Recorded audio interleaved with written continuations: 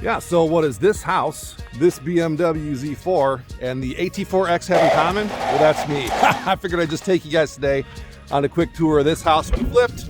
I drove the BMW in this weather. Come on in. Okay, actually, before we go in here, let me send you back to our trip on the way and tell you why we're not doing truck stuff today. I figured I'd take you guys today on a trip and we can go check out... Shit, hang on a second.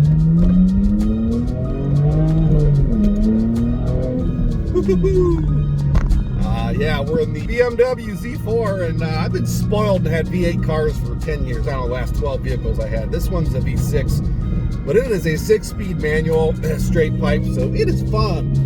Yeah, the old truck, parking brake light came on, the emergency brake light, warning light sensor came on a couple days ago, and thought that's odd, but it was so snowy and icy here. I figured it got jammed up, bound up, frozen, maybe something got disconnected, I don't know. So I was like, oh, we'll take care of it in a few days. Then I got a warning message. Service transmission now, vehicle may not shift soon. So holy crap, okay, well, took it to a small shop down the road. He ran some scans and said, yeah, he said the transmission's fine, there's no fault codes, but either the motor is seized or the connection's wrong or it's a sensor, something with the parking brake. I took it to the dealer. It's at the dealer. Not much I can do. We'll see what happens. But today I figure I'd take you guys on a little trip, kind of show you one of the properties that we do. I'm in real estate. We flip houses. We've sold to hedge funds, assignments of contracts. I've had rentals before. This is one of our bigger flips we've done. House was completely wrecked. It was on a demolish list with the city it's in. So I had to approach the mayor of the city, building department director, and ultimately kind of emailed with the attorney to write up something where they would agree with me. They wouldn't demolish the house if I did, pull the right permits and do everything right. So I got one of our best GCs on it, looked through the house. We negotiated a really low price to purchase it. Here we go, man. Hang on now. I was trying to get ahead of the pack so I can merge on over. Is that really, or am I just goofing around? I don't know. Yes, let me do that now. So anyhow, it's been about 4 months through the winter. See this car, how do the blinker, okay, that's right. I've driven this car 500 miles in the past 6 months, so I forget how the blinkers work and all that. So yeah, we're gonna check this out. It was listed, but then we had a little water in the basement. We did get a couple spring days. All the snow melted, it rained, and we're in Northeast Ohio. Most houses have basements here. They were never built to be like watertight and finished. People do refinish placements, but I don't wanna say it's common, but 20-30% of the time, we get some water in here. We had some showings, and of course, buyers want things to be perfect, and everybody has their own taste, but we had a little water. So I'm gonna go check on it. We have a dehumidifier down there. We did some grading on the outside of the house. We're almost there. I don't know if you guys are sticking around for this or not. I know my channel's truck content, but I'm gonna try to expand a bit into what I do with real estate, and if any of you guys are interested in that. And I'll still do truck stuff, but so much I can do. I've already done the majority of what I wanted to. I'm still doing plenty, but that's not going to be, hundreds of videos. I'd like to continue my YouTube journey here. All right, so we are almost there, and by Northeastern standards, these roads aren't that bad at all, but whoop, we just, damn, as I say that, just lost the rear end. It's a little bit of ice under the snow. And of course, I'm in a lightweight rear-wheel drive car with, performance tires. Oh, shoot, I just passed our street. So I've only been in this house, I don't know, 3 times. Just loop around here. Hang on. Okay, so these roads are pretty darn slick, man.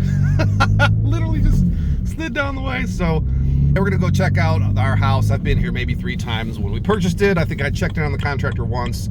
Super good guy. He doesn't need micromanaging, and that's how we do it. So let's turn on down here, and we will check in on the rehab. We are about half mile from Lake Erie, so we get this lake snow effect.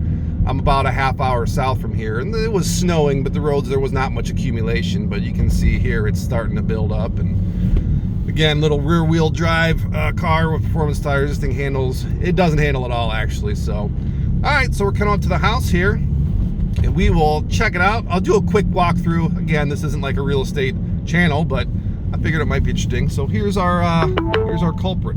Here's our victim. Here's our patient right here. Let's see if we can get it, pull on in, and we'll check it out.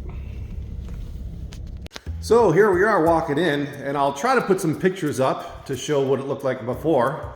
This is walking in the front door. That's going up the staircase. We'll continue to walk back to the kitchen. They did a great job. It's pretty much a new house, if you can see by the pictures. And then we've got a little walkthrough again under this staircase. Before it was just open. There was an old fireplace. It's now storage, little coat area. And then there was a bathroom here, but we made it a real bathroom worthy of what you do in the bathroom, I suppose. So let's walk down. Why I got up early, drove out here and see what's going on. Okay, so here's our basement. Man, they did a bang up job. New furnace, new water heater. I don't know if I have any pictures of this basement before, but new ductwork. We got AC outside. So here's the culprit. This, I'm telling you guys, this is not bad at all. All the houses we've rehabbed, the houses I've lived in, the houses I've bought, friends' houses growing up around here, this is nothing. But when you're selling a house that's freshly rehabbed, people want perfection. This is gonna be a worrisome thing for folks. How much worse does it get? Is it bad? So I'm just gonna clean this up, wipe it up. We do have this dehumidifier. It's only been a day. This should help a lot. And we'll do that and then we'll get out of here. So we wiped it up and we've still got a little bit of seeping from the walls, seeping, weeping, if you will. You can see these little tiny streaks. And that's all it takes in the spring here. All that snow melts, tons and tons of snow. And we get this intrusion in basements. Very, very common, but something we have to deal with when selling these houses. So people do always want to know, like as real estate investor, oh, how do you do it? You must make so much money and do this. Well, you can. This house here we bought for $20,000. Now again, this was on a demolition list. This whole house was gutted. It was vacant for 5 years. It was a really challenging situation. It's rare you're gonna get a house that cheap in this area.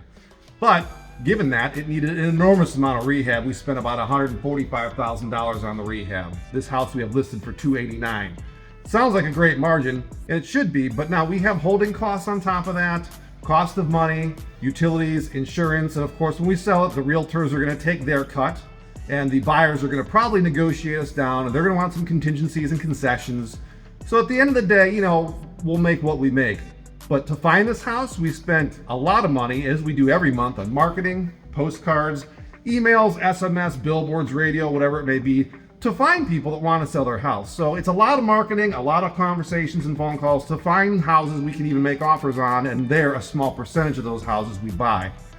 This was probably a triple or a home run. We get 1 or 2 of these a year, the rest is just a grind. Unexpected video today. We'll head home. I don't know how I feel about this thing in the snow, but let's head back.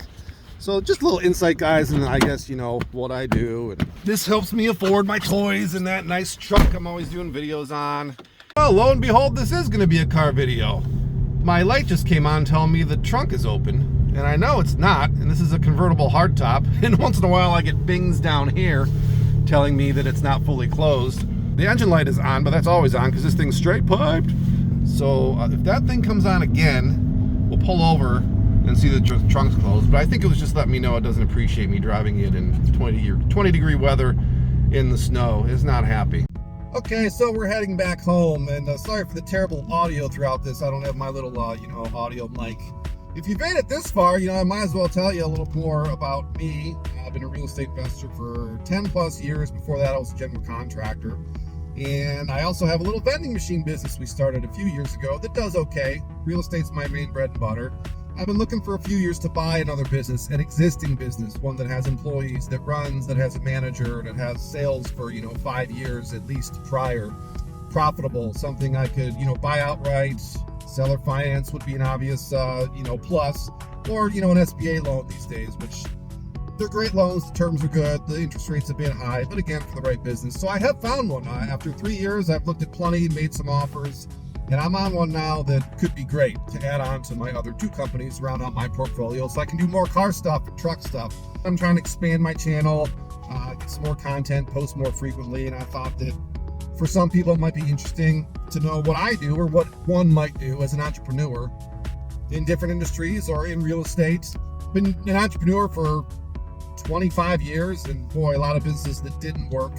Some that mildly worked, moderately worked, and I guess the past 10 years I found real estate, and it's really suited me. And of course I had a lot of depth of knowledge as a contractor years prior to that. So now I'm looking to diversify business, really polished professional business owner here, diversify my portfolio. Like for real, my work days, I work a lot remotely now. I have a great staff for both of these businesses I currently have, and they take care of most of the day-to-day operations. I problem solve, look at things quarter to quarter, review our marketing, initiate most of our marketing. But the day-to-day phone calls, looking at the houses, making offers, dealing with the contracts, the title companies. I have realtors for that, contractors for that. I have a staff that runs my acquisitions and dispositions, buying and selling of the houses. So I'm like a 30,000 foot view while all this is going on. Lucky, lucky, but I've worked a long time to get to this point. I've had a lot of setbacks. So yeah, so stay tuned for info on this new third business that I'm really excited about. That is pretty much, there's no such thing as turnkey and passive, right? I mean, I've learned that. But if there ever was one that was close, I haven't had breakfast yet. It's this one that I'm looking at, and I'll kind of save the intrigue as to what industry it might be in for a future video. Anyway, I'm done. Let's see if we can get some crackles for you. Oh, no crackles. See if we get crackles and burbles here.